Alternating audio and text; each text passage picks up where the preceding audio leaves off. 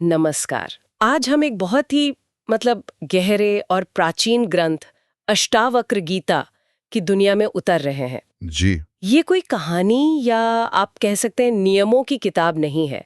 ये असल में आत्मज्ञान या सेल्फ रियलाइजेशन पर गुरु और शिष्य के बीच हुआ एक संवाद है। हाँ, बिल्कुल। एक बहुत ही सीधा और गहरा संवाद। हमारे पास बार्ट मार्शल का अनुवादित संस्करण है और इसकी खास बात यह है कि अनुवादक ने इसे सिर्फ किताबी ज्ञान की तरह नहीं देखा, बल्कि अपने निजी आध्यात्मिक अनुभव से उसे जी कर समझने की कोशिश की है। हाँ, ये महत्वपूर्ण है क्योंकि ये ग्रंथ अनुभव का ग्रंथ है, सिर्फ पढ़ने का नहीं। सही कहा। ये संवाद गुरु अष्टावक्र और राजा जनक के बीच शुरू होता है, लेकिन दिलचस्प बात यह है कि ये जल्दी ही दो पहुंचे हुए दो सिद्ध ज्ञानियों के बीच एक गहरी चर्चा बन जाता है। जी। तो आज हमारा मकसद है इस संवाद के जरिए मुक्ति, ज्ञान और वो जिसे हम असलियत कहते हैं उसकी परतें खोलना। बिल्कुल। और इस चर्चा को ठीक से समझने के लिए कुछ शब्दों का अर्थ साफ कर लेना जरूरी है, जैसा कि अनुवादक ने भी बताया है। हाँ, वो कौन से शब्द हैं? देखिए, जैसे शब्द हैं आत्मा यानी सेल्फ, जागरूकता अवेयरनेस, चेतना कॉन्शियसनेस, साक्षी विटनेस, सत्य ट्रूथ। अनुवादक कहते हैं कि ये सब शब्द एक तरह से पर्यायवाची हैं। अच्छा। ये सब उसी एक परम सत्य की ओर इशारा करते हैं जो हम सबकी और इस पूरी सृष्टि की असली बुनियाद है। ठीक है, ये सब एक ही चीज के अलग अलग नाम हैं। हाँ, लगभग। उस परम सत्य को बताने के लिए अलग अलग कोण से ये शब्द इस्तेमाल हुए हैं। और दूसरी तरफ शब्द हैं जैसे ब्रह्मांड यानी यूनिवर्स, दुनिया वर्ल्ड, सृष्टि क्रिएशन, माया इल्यूजन। हाँ। ये शब्द उस प्रकट दुनिया के लिए हैं जिसे हम अपनी इंद्रियों से, अपने मन से अनुभव करते हैं। लेकिन ग्रंथ के अनुसार ये अंतिम सत्य नहीं है। ये एक तरह का प्रकटीकरण है, या कहें तो एक भ्रम जैसा है। भ्रम जैसा? ये थोड़ा मुश्किल लगता है। हाँ, शुरू में लगता है। और फिर आते हैं शब्द जैसे ज्ञानी, वाइज वन, या मुक्त आत्मा, लिबरेटेड सोल। ये उस व्यक्ति के लिए है जिसने उस परम सत्य को, उस आत्मा को जान लिया है। समझ गई।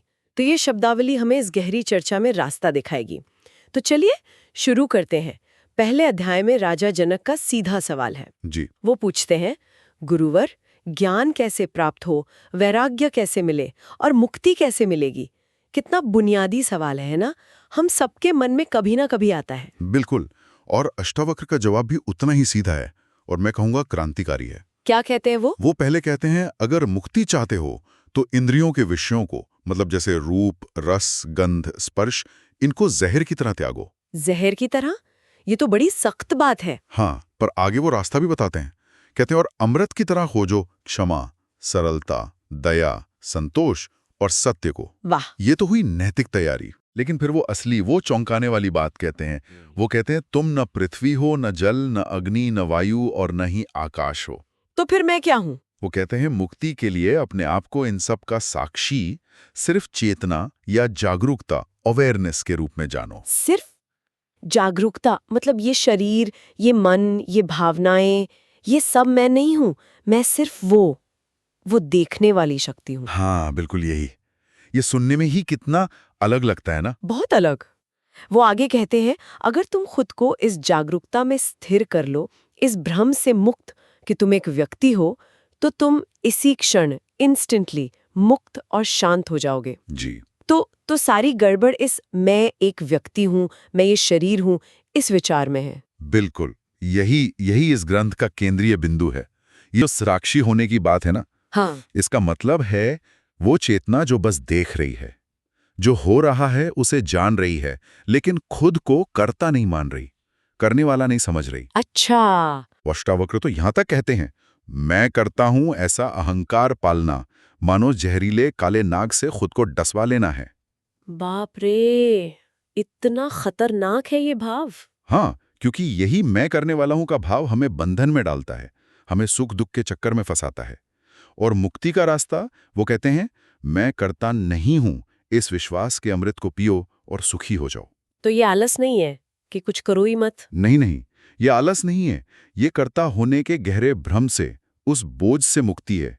ये समझना कि चीजें हो रही हैं, पर मैं वो करने वाला सीमित व्यक्ति नहीं हूं। और वो रस्सी और सांप वाला उदाहरण, वो भी बड़ा कमाल का है। हाँ, वो कहते हैं तुम वो असीम अकेली जागरूकता हो जिसमें ये ब्रह्मांड रस्सी में सांप के भ्रम की तरह प्रकट होता है। तुम आनंद हो, परम आनंद, सुखी रहो। जैसे अंधेरे में रस्सी को सांप समझ लेते हैं, वैसे ही इस शुद्ध जागरूकता में ये दुनिया असल जैसी लगती है, पर है नहीं। हाँ, बिल्कुल वैसा ही। और ये पंक्ति तो सोचने पे मजबूर करती है। कहा गया है तुम वही हो जो तुम सोचते हो, और ये सच है। अगर सोचते हो कि बंधे हो तो बंधे हो, अगर सोचते हो कि मुक्त हो तो मुक्त हो। क्या मतलब? क्या हमारी सोच ही हमारी हकीकत बना देती है? ये तो लॉ ऑफ अट्रैक्शन जैसा लग रहा है। हाँ, पर ये उससे भी कहीं ज्यादा गहरा है। ये मन की शक्ति और उसके बनाए हुए भ्रमों की बात है। पहले अध्याय का सार यही है, अपनी असली पहचान को जानो। कि मैं ये शरीर, मन, बुद्धि या करने वाला नहीं हूं। सही, तुम वो शाश्वत, शांत, साक्षी स्वरूप जागरूकता हो। खुद को एक सीमित अलग व्यक्ति मानने का विचार ही बंधन है, और ये जानना कि मैं सिर्फ जागरूकता हूं, यही वो तलवार है जो इस बंधन को काट सकती है। ये सुनकर तो ऐसा लगता है जैसे जैसे पूरी दुनिया को देखने का नजरिया ही बदल जाए। राजा जनक पर क्या असर हुआ होगा इसका? क्या उन्हें ये इतनी गहरी बात तुरंत समझ आ गई? हाँ, और यही बात इस ग्रंथ को इतना असाधारण बनाती है। अध्याय 2 में वर्णन है कि अष्टावक्र के ये वचन सुनते ही जनक को जैसे बिजली कौंध जाती है, उन्हें आत्म साक्षात्कार हो जाता है। सच में? सुनते ही? हाँ, वो बोल उठते हैं, अद्भुत, मैं निष्कलंक हूं, शांत हूं, प्रकृति से परे केवल जागरूकता हूं। वाह! वो आगे कहते हैं, जैसे मेरे ही प्रकाश से ये शरीर और ये दुनिया चमक रही है। या तो ये सब मेरा है या फिर कुछ भी मेरा नहीं। सोचिए कितना बड़ा बदलाव एक क्षण में। अविश्वसनीय। तो जनक तुरंत उस अवस्था का अनुभव करने लगे। बिल्कुल, जिसकी बात अष्टावक्र ने की थी, जनक उसे महसूस करने लगे, और वो इसे समझाने के लिए बहुत खूबसूरत उपमाएं, मतलब मेटाफर्स, इस्तेमाल करते हैं। जैसे कि?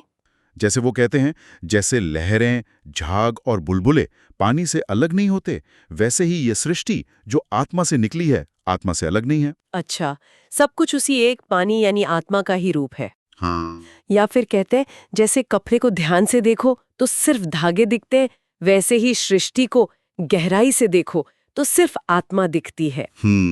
वो ये भी कहते हैं कि जैसे रस्सी का पता चलते ही सांप का डर, वो भ्रम मिट जाता है, वैसे ही आत्मा को जानते ही ये दुनिया का भ्रम गायब हो जाता है। ये है अद्वैत दृष्टि, अनेकता में सिर्फ एक ही सत्य को देखना। जनक के शब्द सुनकर लगता है ये कोई किताबी ज्ञान नहीं, उनका अपना गहरा अनुभव बोल रहा है। वो कहते हैं, आश्चर्य, मैं अपनी ही वंदना करता हूँ। जब दुनिया नष्ट हो जाती है तब भी मैं नष्ट नहीं होता। ये शरीर और दुनिया से बिल्कुल अलग होने का भाव है। जी, फिर कहते हैं, आश्चर्य, मैं शरीरधारी होते हुए भी अद्वैत हूँ, न कहीं आता हूँ न जाता हूँ, बस यहीं सब जगह व्याप्त हूँ। और ये भी, ब्रह्मांड मुझ में ही प्रकट होता है, पर मेरा उससे कोई संपर्क नहीं। ये कितनी विशाल, कितनी मुक्त करने वाली अनुभूति होगी। उनका अनुभव और भी गहरा होता जाता है। वो कहते हैं, असल में ज्ञान, जानने वाला और जानने की वस्तु, मतलब the knower, the known and knowledge, ये तीनों हैं ही नहीं। ये तीनों नहीं हैं, तो फिर ये अनुभव कैसे हो रहा है? वो कहते हैं, मैं तो वो निर्मल आत्मा हूं जिसमें अज्ञान के कारण ये तीनों दिखाई देते हैं। इसे वेदांत में त्रिपुटी का विलय कहते हैं। जानने की पूरी प्रक्रिया का जो आधार था वही मिट गया। ओह! वो महसूस करते हैं कि शरीर और ब्रह्मांड असल में निराकार हैं, फॉर्मलेस हैं, और वो खुद केवल शुद्ध जागरूकता हैं। ऐसा लगता है जनक पूरी तरह उस परम सत्य में स्थित हो गए हैं, विलीन हो गए हैं। ये तो ज्ञान की मतलब चरम सीमा लगती है। लेकिन फिर अध्याय 3 में अष्टावक्र जनक की परीक्षा क्यों लेते हैं? अगर उन्हें ज्ञान हो ही गया था तो फिर परीक्षा की क्या जरूरत पड़ी? हाँ, ये एक बहुत महत्वपूर्ण मोड़ है कहानी में। अष्टावक्र ये देखना चाहते हैं कि जनक का जो अनुभव है वो कितना पक्का है, कितना गहरा उतरा है। अच्छा, मतलब ये सिर्फ एक एहसास भर था या सच में बदलाव आ गया था? हाँ, बिल्कुल। क्या ये सिर्फ एक मानसिक समझ है या उनके पूरे अस्तित्व का, उनके पूरे होने का हिस्सा बन गया है? क्या पुरानी आदतें, पुरानी इच्छाएं वो भी सूक्ष्म रूप में कहीं बाकी तो नहीं रह गई? इसीलिए वो थोड़े तीखे, चुभने वाले सवाल पूछते हैं। क्या पूछते हैं? वो कहते हैं, अपने अविनाशी और शांत स्वरूप को जान लेने के बाद भी तुम धन इकट्ठा करने की इच्छा क्यों कर रहे हो? या ये जानते हुए भी कि कामना ही शत्रु है, तुम अभी भी भोगों में, सेंसुअल प्लेजर्स में क्यों लिप्त हो? ओह, तो वो ये परख रहे हैं कि ज्ञान सिर्फ बातों तक ही सीमित है या जीवन में भी उतर आया है? क्या अभी भी कोई लगाव, कोई वासना बची है? बिल्कुल। अष्टावक्र हैरानी जताते हैं कि आत्मज्ञान के बाद भी चीजों पर मेरा कहने का भाव यानी ओनरशिप या इंद्रिय सुखों की इच्छा कैसे बनी रह सकती है।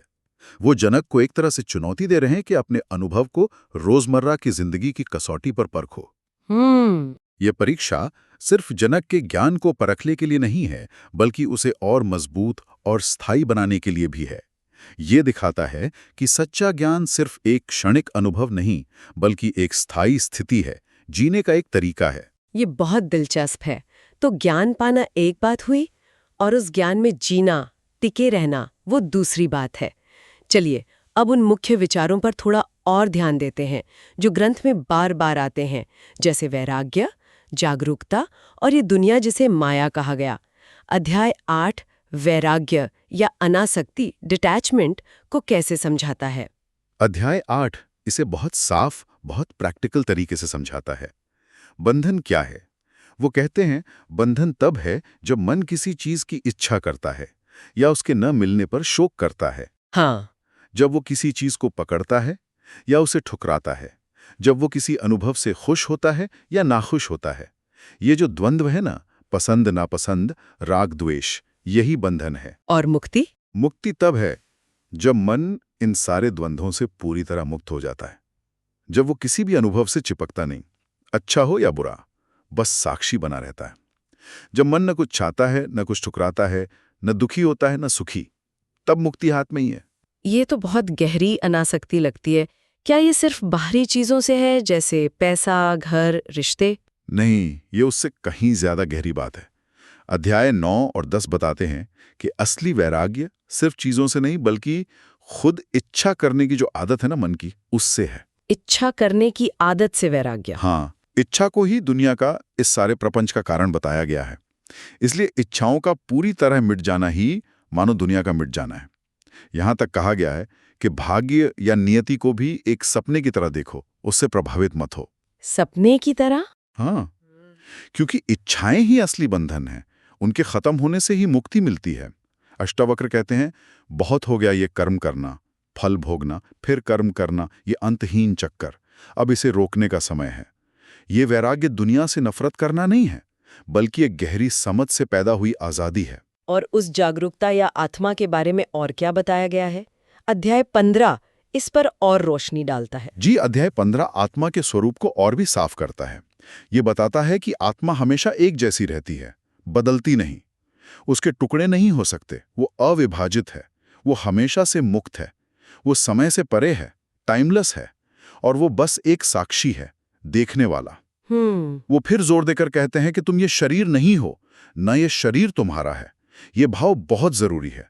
और सबसे महत्वपूर्ण बात यह है कि तुम ही वो जागरूकता हो। इसे कहीं बाहर से लाना नहीं है, ये तुम्हारा असली स्वभाव है। तो ये शरीर या मन नहीं, बल्कि सिर्फ वो देखने वाली चेतना हूँ, और ये चेतना हर जगह है। और सलाह दी जाती है कि सब कुछ आत्मा में देखो और आत्मा को ही सब में देखो। ये पूरा ब्रह्मांड आत्मा में लहरों की तरह उठता और गिरता महसूस होता है। लहरों की तरह? हाँ, और यहां तक कि मैं ही वो आत्मा हूं और मैं ये शरीर नहीं हूं, इन विचारों से भी, इन संकल्पों से भी परे जाना है। अंत में सब कुछ आत्मा ही है, ऐसा अनुभव करना है। कोई दूसरा है ही नहीं जिससे अलग हुआ जाए या जिससे एक हुआ जाए। और ये दुनिया जिसे बार बार माया या भ्रम कहा जा रहा है, अगर ये असल नहीं है तो फिर इसका क्या मतलब है? इसे कैसे समझे? ग्रंथ बिल्कुल साफ कहता है, जो पक्के तौर पर जान लेता है कि ये ब्रह्मांड सिर्फ एक भ्रम है, एक असत वस्तु है, वो इच्छा रहित शुद्ध जागरूकता बन जाता है और मानो परम शांति पा लेता है। सिर्फ एक भ्रम? हाँ, और आगे कहा है, ये ब्रह्मांड चेतना में उठा एक विचार मात्र है, असलियत में ये कुछ भी नहीं है। इसे माया इसलिए कहा गया है क्योंकि ये जैसी दिखती है वैसी है नहीं, ये लगातार बदल रही है, ये स्थायी नहीं है, और इसका अपना कोई स्वतंत्र अस्तित्व नहीं है। ये उसी परम जागरूकता पर आधारित है, जैसे सिनेमा के पर्दे पर तस्वीर। अच्छा, तो अगर दुनिया भ्रम है और मैं करता नहीं हूं जैसा कि पहले कहा, तो फिर कर्म करने का, काम करने का क्या मतलब है? क्या हमें बस निष्क्रिय होकर बैठ जाना चाहिए? ये सवाल अक्सर उठता है। ग्रंथ अकर्मण्यता यानी नॉन एक्शन की बात जरूर करता है, लेकिन इसका मतलब हाथ पर हाथ धरकर बैठ जाना बिल्कुल नहीं है। तो फिर क्या है? जब कोई ये जान लेता है कि जीवन में जो भी हो रहा है, सुख दुख, सफलता असफलता, वो सब प्रकृति के नियमों या कह लें नियति के अनुसार आ जा रहा है, तो वो अंदर से परेशान नहीं होता, वो शांत और संतुष्ट रहता है। वो कर्म तो करता है, अपने कर्तव्य निभाता है, लेकिन फल की चिंता या मैंने किया वाला अहंकार नहीं रखता। ये जानकर काम करना कि ये कर्म शरीर या प्रकृति द्वारा हो रहा है, मुझ शुद्ध आत्मा द्वारा नहीं, असल में कुछ ना करने जैसा ही है, क्योंकि कर्ता का भाव मिट गया है। कर्ता का भाव मिट गया। हाँ, अध्याय 17 में सच्चे ज्ञानी का बहुत सुंदर वर्णन है। वो संतुष्ट है, अकेले में भी पूर्ण है, अपनी आत्मा में ही खुश रहता है, दुनिया की चीजों से उदासीन है, उसके काम बिना किसी स्वार्थ या उद्देश्य के होते हैं, वो कोशिश करने या ना करने के द्वंद्व से भी परे हैं।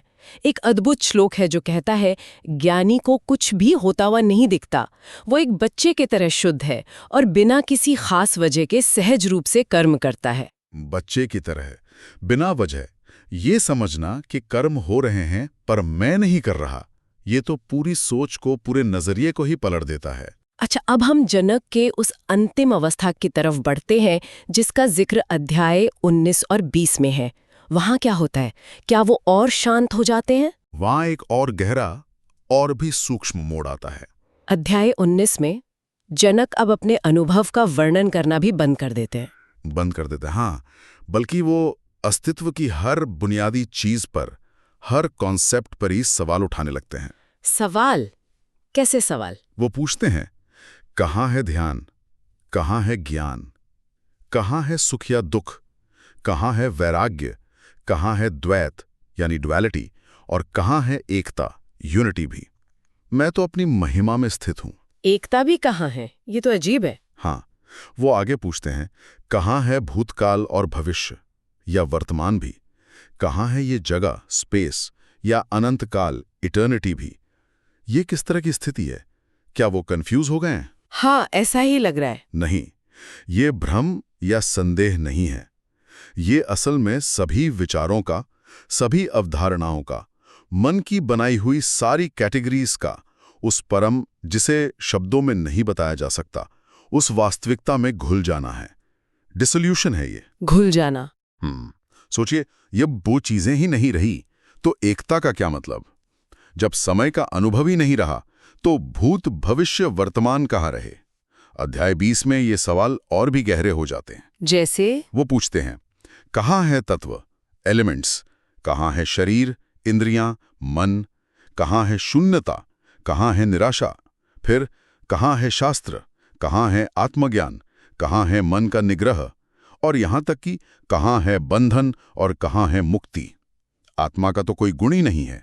मुक्ति भी कहाँ है? ये तो हाँ, ये सारे सवाल उस स्थिति की ओर इशारा कर रहे हैं जो इन सब अवधारणाओं से, इन सब शब्दों से परे है, बियॉन्ड कॉन्सेप्ट्स। तो फिर वो अपनी स्थिति का वर्णन कैसे करते हैं? अगर सारे शब्द और अवधारणाएं पीछे छूट गईं, कोई तरीका है बताने का? वो सीधे तौर पर वर्णन तो नहीं कर पाते, क्योंकि वो स्थिति शब्दों की पकड़ से बाहर है, लेकिन वो कुछ इशारे करते हैं, कुछ संकेत देते हैं। जैसे वो कहते हैं, मेरी प्रकृति परम निर्मलता है, या मैं द्वैत से खाली हूं। मन और उसकी सारी कल्पनाएं, सारे विचार पूरी तरह शांत हो चुके हैं। पूरी तरह शांत? और जनक का ये संवाद अपने चरम पर पहुंचता है जब वो कहते हैं, मुझसे कुछ भी उत्पन्न नहीं होता। और अंत में अध्याय 20 के बिल्कुल आखिरी श्लोक में वो कहते हैं, बस अब और कुछ नहीं कहा जा सकता। अब और कुछ नहीं कहा जा सकता। हाँ, ये परम मौन है, अल्टीमेट साइलेंस। ये उस अनुभव की तरफ इशारा है जहां सारे शब्द, सारे विचार, सारी बहसें सब खत्म हो जाती हैं। ज्ञान की वो अवस्था जो मन और भाषा की पहुंच से पूरी तरह बाहर है, वहीं पर संवाद समाप्त होता है। वाह! तो ये थी अष्टावक्र गीता के कुछ महत्वपूर्ण अंशों में हमारी ये गहरी यात्रा।